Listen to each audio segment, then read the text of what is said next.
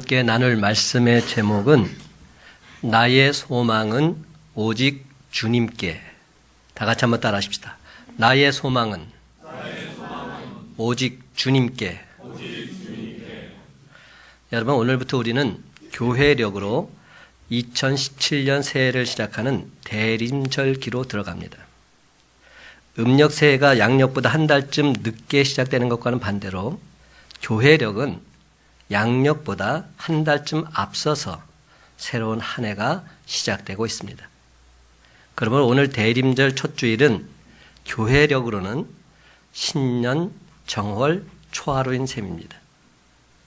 이 대림절기는 이번 주부터 시작해서 성탄일이 있는 직전 주일까지 4주 동안 계속되며 이 절기는 일명 대강절이다 이렇게도 부릅니다. 근데 제가 항상 이때마다 하는 말이 있죠.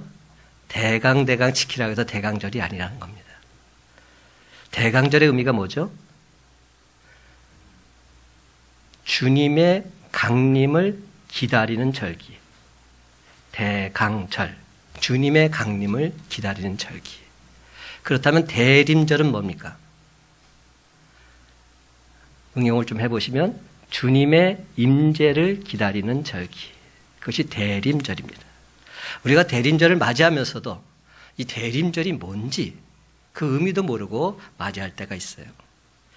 근데 대림절을 상징하는 색깔은 무슨 색일까요? 보라색이에요. 보라색이 대림절을 상징하는 색깔입니다. 우리나라 태극기 문양이 음과 양을 상징하면서 음은 무슨 색깔이죠? 파란색. 양은 빨간색. 그것도 잘 모르시는 것 같아요. 왜 태극기가 빨간색, 파란색인지도 모르시고 있으면 안 되죠. 양을 상징하는 파랑과 빨강이 합한 색깔이 어떤 색깔이죠? 보라색이에요. 그런 의미는 무슨 뜻이냐? 하늘과 땅이 하나 되는 색깔. 그런 의미입니다. 예수님께서, 하나님이신 예수님께서 인간의 몸을 입고 이 세상에 오신 모습. 이것을 상징하는 색깔이 뭘까? 보라색이었던 거죠.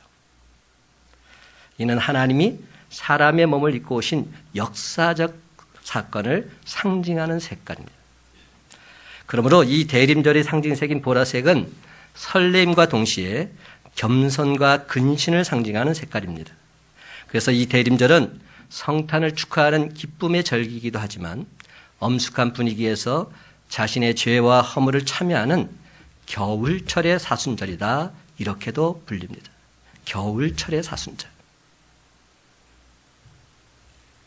따라서 전통적으로 교회는 이 대림절 기간 동안에 사순절과 마찬가지로 기도와 금식, 구제와 봉사의 삶을 적극 실천하도록 권면해 왔습니다. 그러므로 우리 성도들은 평소에도 경건의 삶을 살아야 되겠지만 특별히 이 대림절 기간에는 세상 사람들의 흥청거림과는 반대로 내적인 경건, 사랑의 실천에 더욱 힘써야 할 줄로 믿습니다. 즉 개인적인 성숙을 위해서 기도하는 일과 말씀 읽는 일 더욱 힘쓸 뿐만 아니라 어둠에 속한 일들, 방탕과 술 취함, 잘못된 취미와 습관들 다 청산할 수 있어야 합니다.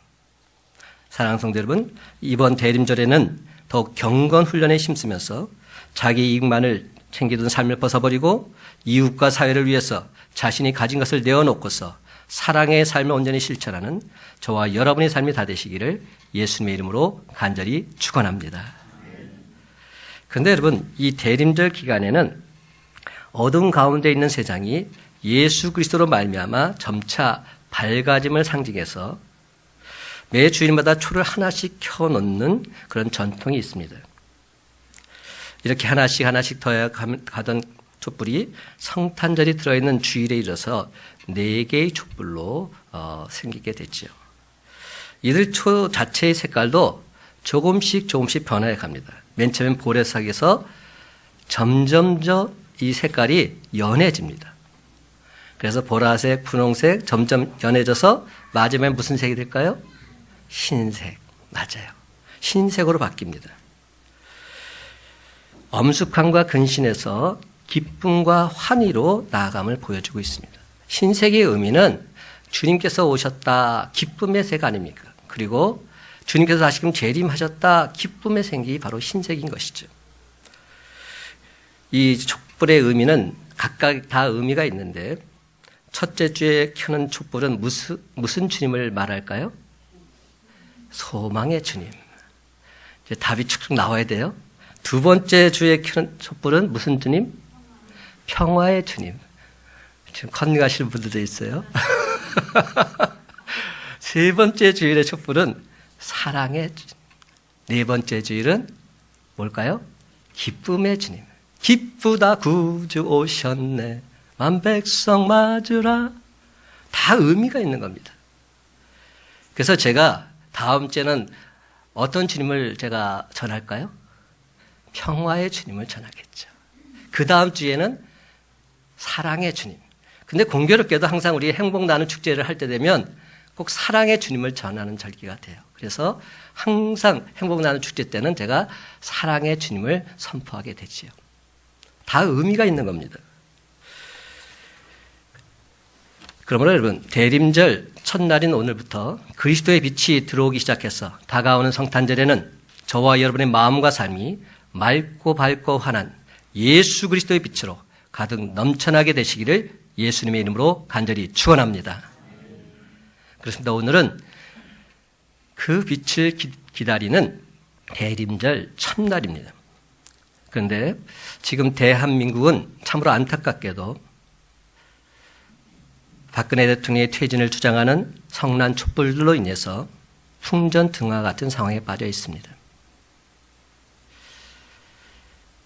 한 여당 국회의원이 촛불은 바람이 불면 꺼진다 이렇게 말해서 오히려 그 촛불이 점점 더 확산되는 계기가 되었지요. 여러분, 거센 바람이 불면 작은 불꽃 하나가 어떻게 될까요? 꺼질 수도 있지만 산 전체를 태울 수도 있다는 사실. 그 국회의원만 그것을 모르고 있었던 것 같아요. 어제도 제5차 촛불 집회가 전국적으로 열렸습니다. 밤 8시 특이한 장면이 하나 나타났죠. 3, 2, 1, 소등. 그랬더니 광화문 광장 전체가 환하게 밝혔던 촛불들이 일순간 모두 다 꺼졌습니다. 그 의미가 무슨 뜻일까요? 어둠은 결코 빛을 이길 수 없다는 진리입니다. 그것을 되새기게 하는 엄숙한 일분이었습니다. 세상은 여전히 어둡고 암울하기 짝이 없습니다. 하지만 그래도 성숙한 국민들의 평화적인 촛불 집회를 통해서 저는 이 나라에 아직 희망이 있다. 분명히 보게 되었습니다. 우리 믿는 자들이 이러한 때 어때 해야 될까요? 사랑하는 성도 여러분, 지금이야말로 우리의 작은 촛불을 들어서 어두운 이 세상을 밝혀야 할 때가 아니겠습니까? 이 나라 이 민족을 불쌍히 여겨달라고, 긍휼히 여겨달라고 하나님께 간절히 기도해야 할 때가 바로 지금이 아닌가. 왜냐하면 참빛이요 참소망의 신 예수님께서 이 세상을 주관하시기만 하면 예수님 그분으로 말미암아 우리 삶 속에 드리었던 어둠과 그늘, 근심과 아픔 모두 다 사라지고 밝고 환한 주님의 세상으로 온전히 변하게 될 줄로 믿습니다.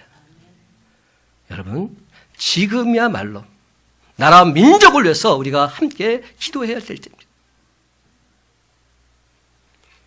오늘 본문에서 다윗은 이렇게 고백합니다. 나의 소망은 주께 있습니다. 나의 소망은 주께 있습니다. 근데 여러분, 다윗왕은 어떤 사람이에요? 참으로 믿음이 특심한 사람 아니었습니까? 그래서 하나님께서 그를 향해서 내 마음에 합한 자다 이렇게 말씀하셨죠. 여러분, 아무한테나 그런 말 하지 않습니다. 정말로 하나님 마음에 든 사람이기에 내 마음에 맞는 자다 이렇게 말씀해 주셨지요. 하지만 아무리 그런 믿음의 사람이라 할지라도 도무지 견디기 힘든 어려운 환경에 부딪히게 되면 자기도 모르게 생겨나는 감정을 억누를 수 없습니다. 사람 마음 다 똑같다는 겁니다. 정도의 차이는 있을지 몰라도 사람 다 마찬가지입니다. 그러나 똑같은 마음, 똑같은 감정을 가졌음에도 다윗은 이런 감정 한번 극복해 보겠노라 다짐하고 있습니다. 불평과 원망이란 감정이 생기지 않을 수 없지만 그 감정을 밖으로 끄집어내서 죄 짓는 일 결코 하지 않겠노라 다짐하고 있는 것이죠. 이를 위해서 그는 이렇게 다짐합니다. 그래, 이 입술이 문제야. 내가 아예 말을 하지 말아야지. 그는 다짐하게 됩니다.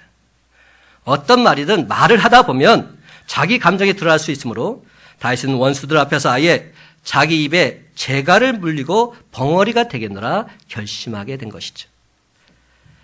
오늘날로 말하자면 아예 작글을 채우겠다는 겁니다. 아예 말하지 않겠다는 겁니다. 어떤 생각이 들어도 그것을 입으로 표출하지 않겠다는 겁니다. 그렇습니다. 다윗은 악인 앞에서 내가 내 입에 재갈을 먹이리라 굳건하게 다짐하고 있습니다. 한번 따라 하십시다. 내 입에 재갈을 먹이리라. 대단한 고백입니다. 1절 말씀 함께 있습니다. 시작. 내가 말하기를 나의 행위를 조심하여 내 혀로 범죄하지 아니하리니 악인이 내 앞에 있을 때에 내가 내 입에 재갈을 먹이리라 하였도다. 아멘. 참으로 놀라운 결심입니다. 믿음으로 사는 것과 믿음을 떠나 사는 것, 바로 이런 차이가 있습니다. 감정은 다 똑같습니다. 신자나 불신자나 사람의 감정이 다 똑같다는 말입니다. 미우면 미운 감정이 들고 못마땅한 일이 있으면 화가 치밀어 오르고 뭐 다 똑같습니다. 도끼인 객긴입니다. 그러나 믿음의 사람은 내가 그것을 왜 참아야 하는지 그 이유를 알고 있는 겁니다. 다윗이 그랬습니다. 똑같은 감정을 가졌지만 참아야 하는 이유를 알고서 그는 차라리 내가 벙어리가 되자.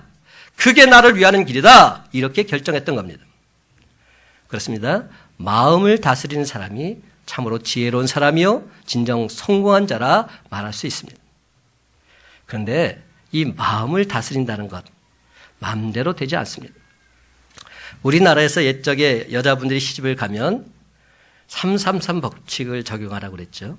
벙어리 3년, 귀머거리 3년, 장님 3년. 말하고 싶어도 3년 동안 말하지 말고 들은 말도 3년 동안은 못 들은 척하고 본 것도 3년 동안은 못 본 듯이 지내라고 말했습니다. 무조건 참으라는 거죠.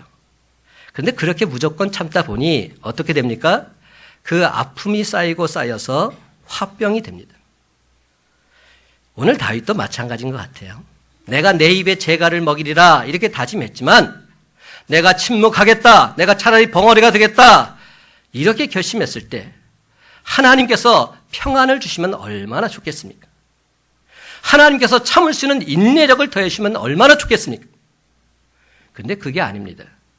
참으면 참을수록 그 마음속에서부터 분노가 끓어오릅니다. 화가 나서 도무지 어찌할 수가 없는 겁니다. 그리고 내가 앞으로 어떻게 될까? 내 장래에 대해서 불안해지고 근심이 떠나지를 않는 겁니다. 2절과 3절 상반절 말씀 제가 한번 읽어볼게요. 그런 의미입니다. 제가 읽습니다. 내가 잠잠하여 선한 말도 하지 아니하니 나의 근심이 더 심하도다. 내 마음이 내 속에서 뜨거워서 작은 소리로 읊조릴 때에 불이 붙으니. 여러분, 벙어리가 되어서 묵상하며 기도하는데 평강이 찾아온 것이 아니라 오히려 불이 붙는 겁니다. 열불이 나는 겁니다. 이 얼마나 솔직한 표현입니까? 그래서 이게 정상적인 사람 마음입니다. 물론 정말 성령으로 충만해지면 어떤 상황 속에서도 평강을 누릴 수 있겠지요. 하지만 아무리 그렇다 해도 사람이란 어려워지면 근심하게 되고 화가 치밀어 오르는 것 너무나도 당연합니다. 아무리 참아야지 생각을 하고 그렇게 나가다가도 돌아서면 또다시 화가 나는 것, 이것이 정상인 사람의 모습입니다. 다윗을 보십시오. 참아야지, 벙어리가 되어야지, 그러면서 결심하는 것까지는 대단해 보이는데 그 다음에 뭐라고 말합니까? 야, 참으려니까 더 열받네. 내가 참으려고 했는데 화가 나서 도저히 못 참겠어. 지금 이러고 있는 겁니다. 다윗의 이 말을 들을 때 여러분 과연 어떤 느낌이 드십니까? 야, 다윗도 형편없구만. 뭐 이런 생각이 드십니까? 저는 그런 생각이 안 들어요. 너무너무 위로가 되는 겁니다. 야, 다윗도 이랬구나. 나만 이런 줄 알았는데 다윗도 나랑 별 차이가 없구나. 하나님 마음에 합한 자 다윗도 나랑 별 차이 없구나. 얼마나 위로가 되십니까? 다윗이 지금 옆에 있다면 손이라도 꽉 잡고서 우리 친구하십시다. 뭐 이러고 싶지 않으십니까? 그렇습니다, 여러분. 신앙의 사람이라고 해서 다른 게 아닙니다. 누구나 다 똑같은 감정을 가지고 있습니다. 내가 어떤 문제에 부딪혀서 화가 난다? 참아야 하는데도 화가 끓어오른다? 그럴 때 내가 정말 못난 사람이구나. 이렇게 너무 자책할 필요 없다는 겁니다. 그렇습니다. 무작정 내가 참아야지 그러고만 있지 마시기 바랍니다. 물론 그렇다고 해서 화나는 걸 그대로 발산하면 안 됩니다. 그러면 하나님 앞에서도 죄짓게 되고 사람과의 관계도 파괴되고 또 이것이 습관이 되어서 더 화를 내게 되고 결국에는 온갖 병을 가져올 수도 있게 됩니다. 그러니 화가 치밀어서 더 이상 참을 수 없는 그런 상태가 되기 전에 우리는 미리 다른 방향으로 풀어야 됩니다. 세상 사람들은 어떻게 풀죠? 길수여 있어요. 딱 모션이 나왔어요. 이걸로 푼답니다. 그렇죠. 세상 사람들은 술 한잔 하면 다 해결이 돼요. 저도 우리 집사님과 대화를 나누면서 목사님 이거 안 믿는 사람들은 벌써 다 해결될 텐데 지금 우리가 맨정신으로 이걸 해결하려니까 너무 힘이 듭니다. 뭐 이런 얘기를 하더라고요. 정말이에요. 제가 직장생활 오래 해봐서 아는데요. 술 한잔 하면 다 해결이 돼요. 웬만한 건 다 풀립니다. 근데 우리 믿는 자들은 그렇게 행동할 수는 없지 않습니까? 우리 기독교인들 참으로 곤란합니다. 그래서 그런지 믿는 자들이 한번 서로가 마음이 상하면 그것이 회복되는데 엄청난 시간을 보내게 됨을 우리가 보게 됩니다. 참으로 안타까워요. 화난다고 술 한잔 할 수도 없고. 그래서 요즘 많은 그리스도인들이 교회에서 동호회 활동을 하죠. 무슨 얘기입니까? 운동을 좋아하는 사람들끼리 모이고, 등산을 좋아하는 사람들끼리 모이고, 영화를 좋아하는 사람들끼리 모이고, 노래를 좋아하는 사람들끼리 모여서 그러면서 같이 즐기고 스트레스를 풀어가는 겁니다. 저는 이게 참으로 좋다고 생각합니다. 성경에도 나와 있잖아요. 성도의 교제. 얼마나 좋습니까? 그리스도인들이 죄 짓는 일이 아니라면 좀 건전하게 즐기면서 쌓인 것을 푸는 것, 이것이 끙끙 참다가 속병을 앓는 것보다 100배는 현명합니다. 그리스도인이라고 해서 늘 언제나 성경만 보고 기도만 하고 그렇게 살 수는 없기 때문입니다. 디모데후서 2장 22절을 말합니다. 또한 너는 청년의 정욕을 피하고 주를 깨끗한 마음으로 부르는 자들과 함께 의와 믿음과 사랑과 화평을 따르라. 여기서 중요한 포인트가 뭔지 아세요? 누구와 함께 하느냐, 이것이 중요합니다. 성경은 말합니다. 주를 깨끗한 마음으로 부르는 자들과 함께. 성경은 주를 깨끗한 마음으로 부르는 자들과 함께 모여서 무엇을 하라고 말씀합니까? 의와 믿음과 사랑과 화평을 따르라고 말합니다. 의와 믿음은 뭘 말합니까? 신앙생활 그 자체를 말하죠. 하나님의 뜻대로 순종하며 사는 삶. 이것이 의와 믿음입니다. 하지만 사랑과 화평은 좀 다릅니다. 모여서 서로 사랑을 나누라는 겁니다. 모여서 서로 화평을 나누라는 겁니다. 그러다 보면 우리도 끝까지 참고 인내하셨던 예수님처럼 러브 메이커, 피스 메이커가 될 수 있다는 말이죠. 야고보서 1장 12절은 말씀합니다. 시험을 참는 자는 복이 있나니 이는 시련을 견뎌낸 자가 주께서 자기를 사랑하는 자들에게 약속하신 생명의 면류관을 얻을 것이기 때문이라. 그러면 사랑하는 성도 여러분, 우리를 구원하시기 위해서 십자가의 모진 고통과 고난을 끝까지 참으셨던 예수님처럼 주님의 마음을 품고서 끝까지 참고 견딤으로 자기를 사랑한 자에게 약속하신 생명의 면류관을 다 쓰는 저와 여러분의 복된 삶이 되시기를 예수님의 이름으로 간절히 축원합니다. 그런데 여러분, 정말이지 너무나도 감당하기 힘든 일이 있을 때 주님의 마음을 아무리 품으려고 해도 잘 되지 않습니다. 분노가 가라앉지 않습니다.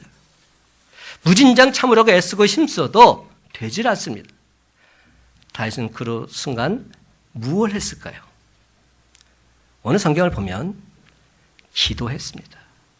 내가 나의 연약함을 알게 하소서 하나님께 기도했습니다. 다 같이 한번 따라 하십시다. 나의 연약함을 알게 하소서. 다윗은 그 순간 하나님께 기도했는데 나에게 평강을 주옵소서, 이게 인내를 허락해 주옵소서, 이런 기도를 드린 것이 아닙니다. 다윗은 내 연약함을 알게 해 주옵소서, 이렇게 기도했습니다.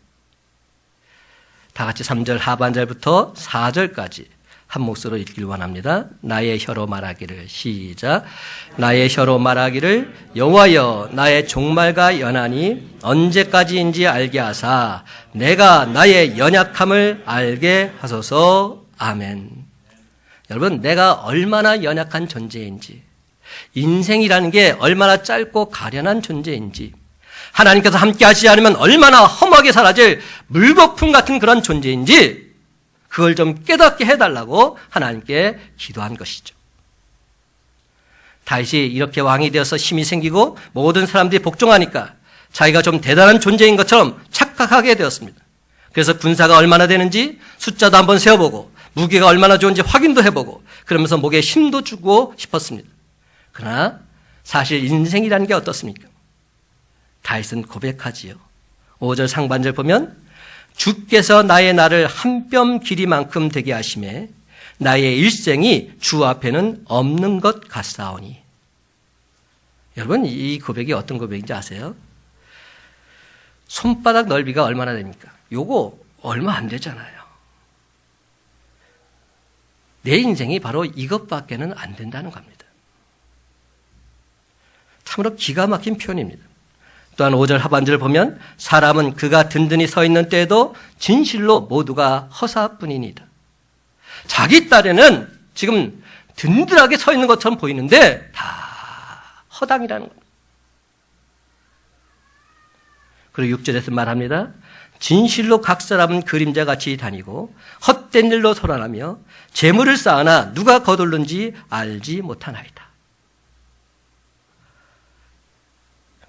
자기 딴에는 열심히 다니는데 다 그림자예요. 헛된 일로 소란하고 재물을 쌓는데 결국은 자기가 거둘 것도 아니에요. 누가 거둘지 알지 못해요. 이게 인생이라는 거예요. 하나님께서 한번 불면 날아가 버리고 사라져 버리고 마는 게 바로 우리네 인생이다. 그는 고백하고 있죠. 다윗도 지금은 왕이지만 본래는 양치기 소년이었습니다. 양치기 소년이 왕이 되었으니까 최고로 성공한 것이지요. 그런데 누가 그를 그렇게 성공하게 하셨습니까? 다윗은 그 순간 깨닫습니다. 하나님께서 하셨구나. 하나님께서 나를 여기까지 인도하셨구나. 근데 그는 왕이 되고 나서 그것을 깜빡하고 잊고 살았던 겁니다. 마치 내가 다 이룬 것처럼 생각하고 내가 잘해서 왕이 된 것처럼 그렇게 생각하게 되었던 것이죠. 그래서 세상의 다른 왕들처럼 거드름도 피워보고 싶고 그러다가 누가 나를 괴롭혀서 무너뜨리려고 하면 내가 어떻게 해서 여기까지 왔는데 누가 나를 무너뜨려? 분노가 마구마구 끓어오르게 된 겁니다. 이게 다윗왕의 모습이었어요. 그러나 여러분, 의인 욥은 자기가 가진 것을 다 잃고 나서 이런 고백을 하고 있습니다. 욥기 1장 21절 주신 이도 여호와시오 거두신 이도 여호와시오니 여호와의 이름이 찬송을 받으실지니이다. 주신 분도 하나님이시구나. 그리고 거두신 분도 하나님이시구나. 이제부터 내가 할 일은 여호와의 이름 하나님 그것만 찬송하며 사는 것이구나. 이것을 깨닫게 된 것이죠. 사랑하는 성도 여러분, 내가 가진 모든 것이 하나님께서 주신 것이라는 것을 안다면 그것 잃어버렸다고 해서 분노할 이유가 아무것도 없는 겁니다. 하나님께서 주신 것을 하나님께서 도로 갖고 가셨는데 뭐 분노할 게 있습니까? 따라서 욥과 같은 이런 깨달음을 달라 다윗은 기도하게 된 것이죠. 그래서 다윗은 우리와 똑같은 감정을 가지고 살아갔던 사람이었음에도 불구하고 이런 기도를 통해서 욥과 같은 한 단계 더 깊은 하나님 은혜의 자리에 나아가게 되었던 겁니다. 그러면 여러분, 오늘 우리에게도 이런 깨달음이 있게 되기를 간절히 바랍니다. 사실 우리는 믿음으로 산다고 하면서 다윗처럼 순간순간 잘도 잊어버립니다. 하나님이 주신 은혜도 잊어버리고 주님이 날 위해서 십자가를 지고 죽으신 그 사랑도 잊어버리고 내 연약함도 잊어버리고 하나님 없는 인생의 무상함도 잃어버리고 그냥 그렇게 살아갑니다. 물론 다윗도 그랬습니다. 그러나 다윗이 다시금 깨달음을 달라고 기도했듯이 우리도 이런 깨달음을 위해서 기도해야 합니다. 주님, 내 연약함을 알게 해 주옵소서. 여러분, 이런 깨달음을 얻지 못한 사람은 아무리 은혜를 받았다 할지라도 찰싹거리는 얕은 물가에서 노니는 어린아이와 다를 바 없는 겁니다. 그러므로 사랑하는 성도 여러분, 늘 언제나 인생의 연약함과 우리가 가진 모든 것이 다 주님께로부터 왔다는 사실을 깨닫고 하나님의 전적인 은혜로 살아가는 저와 여러분의 삶이 다 되시길 예수님의 이름으로 간절히 축원합니다. 여러분, 진정 이런 깨달음이 주어지게 되면 끓어오르던 분노도 다 사라지게 되어 있습니다. 분노할 게 뭐 있습니까? 근심도 다 사라집니다. 그리고는 모든 문제의 해결사이신 주님께 간절히 기도하게 되는 것이죠. 그리고 그 주님만 찬송하게 되는 겁니다. 그렇다면 다윗은 이제 어떤 기도를 하나님께 드리고 있을까요? 이런 기도를 드립니다. 나의 소망은 주께 있나이다. 다 같이 한번 따라 하십시다. 나의 소망은 주께 있나이다. 7절 말씀 함께 있습니다. 시작. 주여, 이제 내가 무엇을 바라리요? 나의 소망은 주께 있나이다. 아멘. 주님, 이제 내가 바랄 것이 없습니다. 나의 소망은 오직 주님 한 분뿐이십니다. 이렇게 노래하고 있는 겁니다. 여러분, 다윗은 내가 내 힘을 의지하고 내 능력을 의지해서 살아가다가 그만 이렇게 힘든 처지가 되었지만 하나님은 진정 나의 참 소망이 되심을 알게 되었노라 고백하고 있습니다. 그리고는 그 소망이 주님께 구체적인 기도를 드리고 있습니다. 그 내용들이 쭉 이어지고 있어요. 8절, 나를 모든 죄에서 건지시며 우매한 자에게 욕을 당하지 아니하게 하소서. 12절, 내가 눈물 흘릴 때 잠잠하지 마옵소서. 13절, 주는 나를 용서하사 내가 떠나 없어지기 전에 나의 건강을 회복시켜 주시옵소서. 구체적으로 하나님께 기도하게 된 것이죠. 왜냐하면 그 모든 문제의 해결사가 하나님이심을 깨달아 알았기에 그는 주님만 바라보며 간구하고 있는 겁니다. 그렇다면 어떤 사람이 가장 성공한 사람일까요? 어떤 인생이 가장 행복한 인생일까요? 많은 돈 모은 사람일까요? 자기 분야에서 최고가 된 사람일까요? 만약 그렇다면 지구상의 99%는 다 불행한 사람일 수밖에 없습니다. 왜냐하면 나는 그렇지 못하잖아요. 나는 부자가 아니에요. 나는 지금 최고 권력자가 아니에요. 그러니 불행할 수밖에 없습니다. 이 세상에서는 그 소원을 다 이룰 수 없기 때문이죠. 그래서 솔로몬은 인생을 마감하면서 이렇게 말합니다. 헛되고 헛되며 헛되고 헛되니 모든 것이 다 헛되도다. 그리고 마침내 그는 이렇게 고백하게 되지요. 일의 결국을 다 들었으니 하나님을 경외하고 그의 명령들을 지킬지어다. 이것이 모든 사람의 본분이니라. 마지막 솔로몬은 하나님을 경외하는 삶, 주님만 바라보는 삶, 이것이 우리가 해야 될 본분이다. 이렇게 말씀하고 있죠. 그렇습니다, 여러분. 오직 소망은 우리 주님께 있습니다. 예수 믿고 구원받은 자들이 소유한 이 소망은 죽은 소망이 아니라 살아있는 소망입니다. 생명력 있는 소망이요 영원히 변치 않는 산 소망입니다. 베드로전서 1장 3절과 4절은 말합니다. 다 같이 화면을 보면서 함께 읽기를 원합니다. 시작. 우리 주 예수 그리스도의 아버지 하나님을 찬송하리로다. 그의 많으신 긍휼대로 예수 그리스도를 죽은 자 가운데서 부활하게 하심으로 말미암아 우리를 거듭나게 하사 산 소망이 있게 하시며 썩지 않고 더럽지 않고 쇠하지 아니하는 유업을 있게 하시나니 곧 너희를 위하여 하늘에 간직하신 것이라. 아멘. 멋진 말 아닙니까? 그렇습니다. 우리 믿는 자들 산 소망이 있습니다. 이전에 베드로는 항상 이 세상을 생각하고 이 세상에서 누릴 영광만을 바라보며 살았던 사람이죠. 그래서 예수님께서 예루살렘에 올라가실 때 당신의 나라를 세워서 달라고 이렇게 고백했던 사람입니다. 지금이야말로 메시아의 때가 왔다고 그렇게 선포했던 사람이죠. 그러나 그것은 세상적인 욕망이었습니다. 이 세상에 누릴 소망에 사로잡혔던 베드로, 성령 충만함을 받은 후에야 세속적인 생각들이 다 사라지고 있습니다. 이제는 진정 산 소망을 가지게 된 겁니다. 부활의 참 소망을 가지고 영원한 세계를 바라보는 진짜 주님의 제자로 거듭나게 된 것이죠. 그러면서 그는 이렇게 말합니다. 베드로전서 1장 6절 말씀. 그러므로 너희가 이제 여러 가지 시험으로 말미암아 잠깐 근심하게 되지 않을 수 없으나 오히려 크게 기뻐하는도다. 베드로 사도는 우리가 세상에 당하는 근심을 이렇게 표현합니다. 잠깐 근심이라고. 우리 예수 믿는 사람들은 예수 믿기 때문에 믿지 않는 사람들보다 오히려 더 많은 시험을 당할 수도 있습니다. 하지만 여러분, 우리가 시험을 당한다 해도 이 세상에서 당하는 시험과 고난 영원하지 않습니다. 잠깐 근심하는 겁니다. 반면에 우리가 장차 누릴 영광은 크고도 영원합니다. 사랑하는 성도 여러분, 혹시 지금 환난 중에 계십니까? 저와 여러분의 삶 속에서 힘있게 일하시는 주님의 능력을 기대하고서 오히려 크게 기뻐 찬송하시기 바랍니다.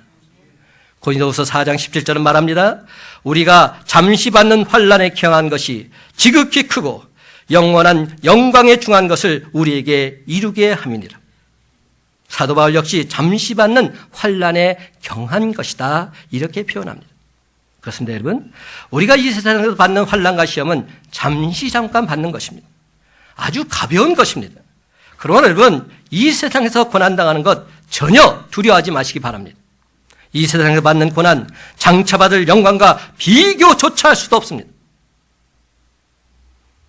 그런데 우리가 여러 가지 시험을 당해도 크게 기뻐할 수 있는 분명한 이유가 있습니다. 소망의 주를 바라보는 사람들에게는 그것이 시험이 되지 않고 시련이 되기 때문입니다. 시험과 시련은 다릅니다. 우리에게 다가오는 시험은 죄에 대한 심판도 저주도 아닙니다. 장차 영광을 받게 해주는 오히려 고마운 시련입니다. 감사한 시련입니다. 그러면 우리가 시험 중에도 낙심하지 않고 열심히 기도하다 보면 놀라운 하나님의 은혜를 똑똑히 목도하게 될 줄로 믿습니다. 이를 통해서 우리의 믿음이 더 강건해지고 나중에는 금보다도 더 귀한 강력한 믿음의 사람으로 거듭나게 될 줄로 믿습니다. 그렇습니다. 시험이 오히려 우리의 믿음을 온전하게 만들어주는 시금석이 되는 것이죠. 우리가 시험을 통해서 물질을 잃고 친구를 잃고 건강을 잃었다 할지라도 오히려 시험을 통해서 소망의 주님을 만났다면 이보다 더 큰 축복은 없는 것입니다. 그렇습니다, 여러분. 우리가 세상의 모든 것을 다 잃어버렸다 할지라도 소망의 주님 그분을 만났다면 그것은 결코 잃어버린 것이 아닙니다. 다 가진 거죠. 다 가진 거예요. 다른 것을 잃어버림으로 오히려 주님을 만나게 되었다면 이는 한량없는 하나님의 은혜요 축복인 것입니다. 고린도후서 6장 9절과 10절은 이렇게 말씀합니다.